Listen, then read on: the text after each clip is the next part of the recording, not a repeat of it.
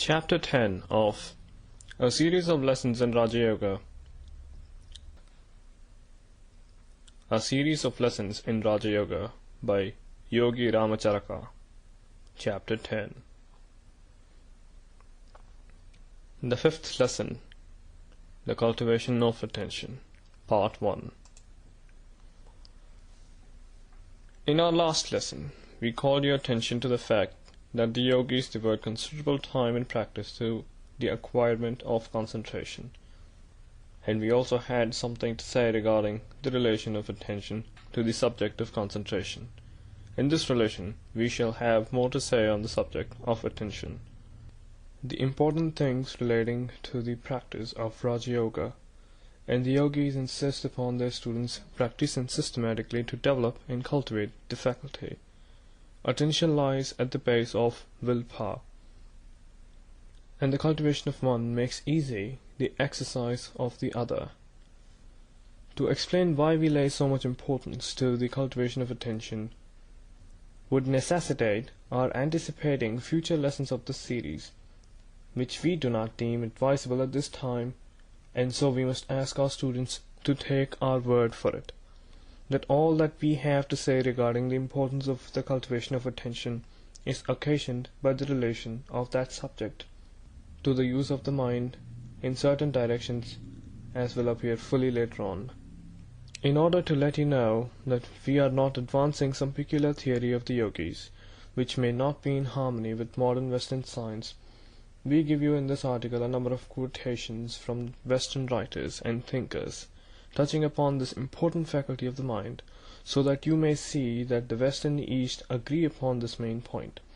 However different may be their explanations of the fact, or their use of the power gained by the cultivation of attention, as we said in our last lesson, the word attention is derived from two Latin words, ad tendere, meaning to stretch toward, which is really what attention is. The eye wills that the mind be focused on some particular object or thing, and the mind obeys and stretches toward that object or thing, focusing its entire energy upon it, observing every detail, dissecting, analyzing consciously and subconsciously, drawing to itself every possible bit of information regarding it, both from within and from without. We cannot lay too much stress upon the acquirement of this great faculty, or rather the development of it, for it is necessary for the intelligent study of Raja Yoga.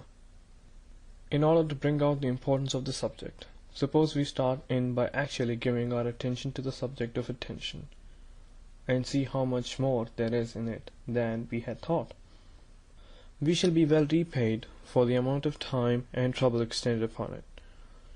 Attention has been defined as a focusing of consciousness, or if one prefers the form of expression, as detention in consciousness. In the first case, we may liken it to the action of the sun glass through which sun's rays are concentrated upon an object, the result being that heat is gathered together at a small given point, the intensity of the same being raised many degrees until heat is sufficient to burn a piece of wood or evaporate water. If the rays were not focused, the same rays and heat would have been scattered over a large surface and the effect and power lessened. So it is with the mind. If it is allowed to scatter itself over the entire field of a subject, it will exert but little power, and the results will be weak. But if it is passed through the sun glass of attention, and focused first over one part and then over the other, and so on, the matter may be mastered in detail, and a result accomplished that will seem little less than marvelous to those who do not know the secret. Thomson has said, "The experiences most permanently impressed upon consciousness are those upon which the greatest amount of attention has been fixed." Another writer upon the subject has said that attention is so essentially necessary to understanding that without some degree of the ideas and perceptions that pass through the mind seem to have no trace behind them. Hamilton has said, "An act of attention, that is, an act of concentration, seems thus necessary to every exertion of consciousness, as a certain contraction of the pupil is requisite to every exertion of vision, Attention then is consciousness, what the contraction of the pupil is to sight, or to the eye of the mind, what the microscope or telescope is to the bodily eye. It constitutes the better half of all intellectual power. And Brodie adds, quite forcibly, it is attention much more than any difference in the abstract power of reasoning which constitutes the vast difference which exists between minds of different individuals.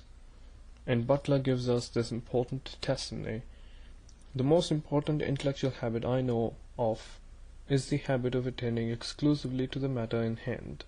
It is commonly said that genius cannot be infused by education, yet this power of concentrated attention, which belongs as a part of his gift to every great discoverer, is unquestionably capable of almost indefinite augmentation by resolute practice. And concluding this review of opinions and endorsements of that which the yogis have so much to say, and to which they attach so much importance, let us listen to the words of Beatty, who says, "The force wherewith anything strikes the mind is generally in proportion to the degree of attention bestowed upon it. Moreover, the great art of memory is attention, and inattentive people always have bad memories. There are two general kinds of attention. The first is the attention directed within the mind upon mental objects and concepts. The other is the attention directed outward upon objects external to ourselves. The same general rules and laws apply to both equally. Likewise, there may be drawn another distinction and division of attention into two classes: attention attracted by some impression coming into consciousness without any conscious effort of the will. This is called involuntary attention, for the attention and interest is caught by the attractiveness or novelty of the subject. Attention directed to some object by an effort of the will is called voluntary attention. Involuntary attention is quite common and requires no special training. In fact, the lower animals and younger children seem to have a greater share of it than do adult men. A great percentage of men and women never get beyond the stage to any marked degree. On the other hand, voluntary attention requires effort, will, and determination, and a certain mental training that is beyond the majority of people, for they will not take the trouble to direct their attention in this way. Voluntary attention is the mark of the student and other thoughtful men. They focus their minds on objects that do not yield immediate interest or pleasure, in order that they may learn and accomplish. The careless person will not thus fasten his attention, at least not more than a moment or so, for his involuntary attention is soon attracted by some passing object of no matter how trifling a nature, and the voluntary attention disappears and is forgotten. Voluntary attention is developed by practice and perseverance, and is well worth the trouble, for nothing in the mental world is accomplished without its use. The attention does not readily fasten itself to uninteresting objects, and unless interest can be created, it requires a considerable degree of voluntary attention in order that mind may be fastened upon such an object, and, more than this, even if the ordinary attention is attracted, it will soon waver, unless there is some interesting change in the aspect of the object that will give the attention a fresh hold of interest, or unless some new quality, characteristic, or property manifests itself in the object. This fact occurs because the mind mechanism has not been trained to bear prolonged voluntary attention, and, in fact, the physical brain is not accustomed to the task, although it may be so trained by patient practice. It has long been noticed by investigators that the attention may be rested and freshened either by withdrawing the voluntary attention from the object and allowing the attention to manifest along involuntary lines toward passing objects, etc., or, on the other hand, by directing the voluntary attention into a new field of observation towards some new object. Sometimes one plan will seem to give the best results, and again the other will seem preferable. We have called your attention to the fact that interest develops attention and holds it fixed, While an uninteresting object or subject requires a much greater effort and application, this fact is apparent to anyone. A common illustration may be found in the matter of reading a book.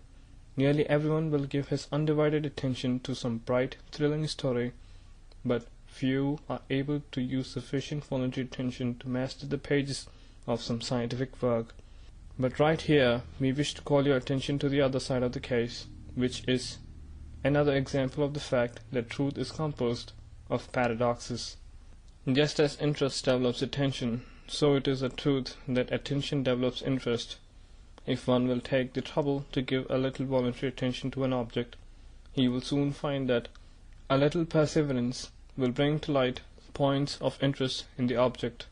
Things before unseen and unsuspected are quickly brought to light, and many new phases and aspects of the subject or object are seen, each one of which in turn becomes an object of interest. This is a fact not so generally known, and one that it will be well for you to remember and to use in practice. Look for the interesting features of an uninteresting thing, and they will appear to your view, and before long the uninteresting object will have changed into a thing having many-sided interests. Voluntary attention is one of the signs of a developed will, that is, of a mind that has been well trained by the will, for the will is always strong, and it is the mind that has to be trained, not the will. On the other hand, one of the best ways to train the mind by the will is by practice in voluntary attention. So you see how the rule works both ways. Some Western psychologists have even advanced theories that voluntary attention is the only power of the will. That power is sufficient, for if the attention be firmly fixed and held upon an object, the mind will do the rest. We do not agree with this school of philosophers, but merely mention the fact as an illustration of the importance attributed by psychologists to this matter of voluntary attention. A man of a strongly developed attention often accomplishes far more than some much brighter man who lacks it. Voluntary attention and application is a very good substitute for genius, and often accomplishes far more in the long run.